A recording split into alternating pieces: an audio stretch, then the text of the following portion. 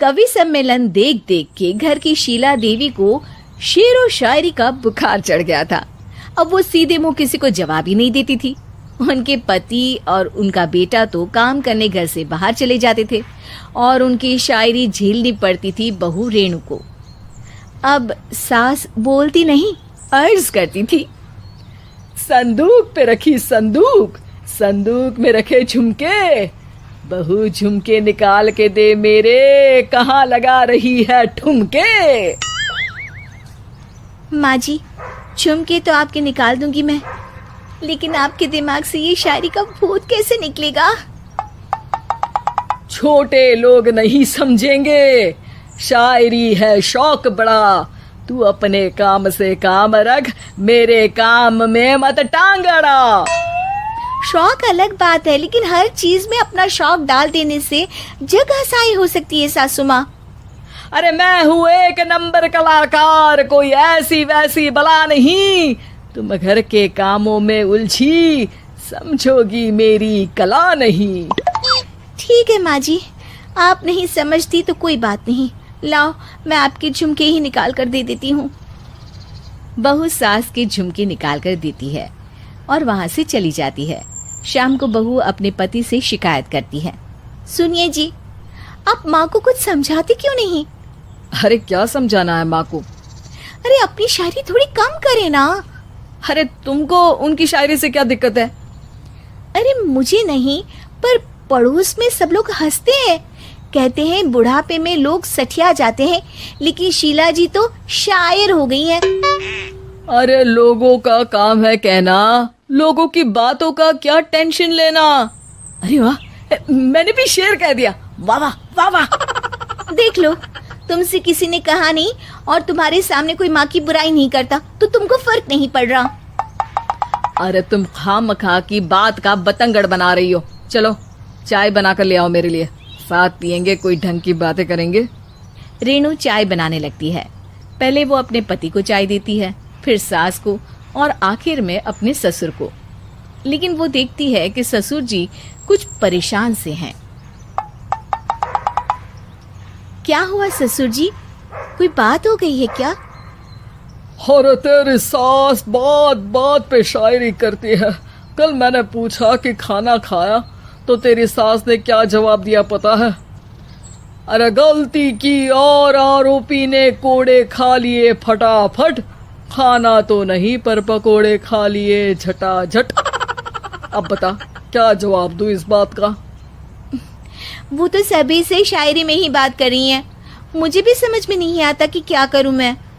बेटा उसको उसी की भाषा में जवाब देना पड़ेगा। मैं तो आम बातचीत में भी उसके सामने कुछ नहीं बोल पाता, शायरी में क्या बोलूंगा भला। ससुर ने जैसे ही कहा कि उसको उसी की भाषा में जवाब देना पड़ेगा, बहू को ये बात जच गई। अगले ही दिन वो शायरी की कुछ किताबें लेकर आई और शायरी की प्रैक्टिस करने लगी ताकि सास को उन्हीं की भाषा में जवाब दे सके। उसने दिन रात एक कर दिए। एक दिन सब साथ में बैठकर टीवी देख रहे थे, तभी रेणु सबके लिए बिरयानी बनाकर लाती है, लेकिन सास को बिरयानी भाती नहीं। कौवा करता काऊ काऊ, चिड़िया बोलती ची ची, इतना खराब बिरयानी बनाई है कि मुंह से निकले छी छी।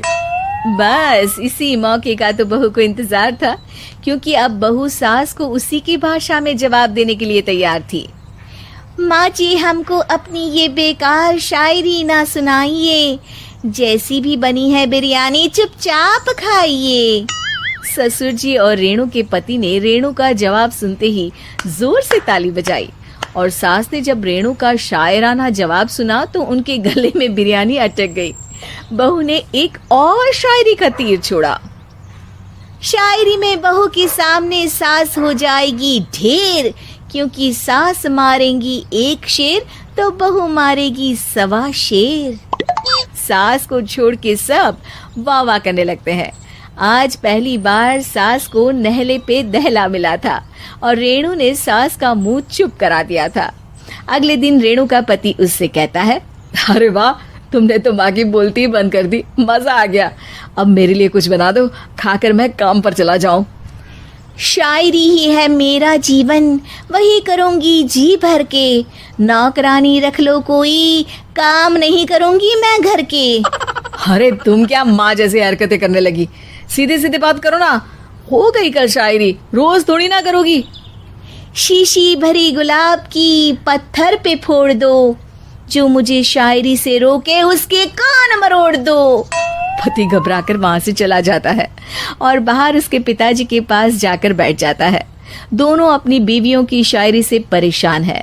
ससुर को पछतावा होता है कि क्यों उसने बहू को सास की भाषा में ही जवाब देने का आइडिया दिया। अब तो घर में दो दो शायर हैं। दोनों एक साथ दुखी स्वर में कहते हैं, हम दोनों की ही बीवियां जब से शायर हो गई है, क्या बताएं, जिंदगी एक फटा हुआ टायर हो गई है।